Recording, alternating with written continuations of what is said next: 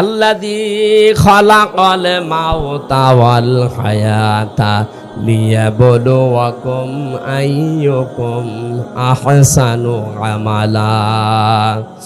আল্লাহ পাক বলেন, মানুষের মওত আর হায়াত সৃষ্টি করে দুনিয়ায় পাঠালাম কেন জানো?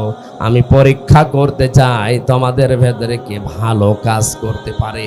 কি কাজ? আপনি এজন্য যে কাজই করবেন, কাজটা যেন আপনার ওই আয়ত্তে ভালো হয়। যারা টাইলস মিস্ত্রি আছেন,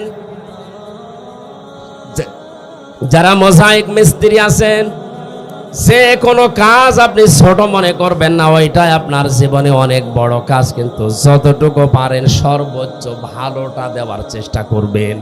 লাকাদ খলাকনাল ইনসানা ফি কাবাদ।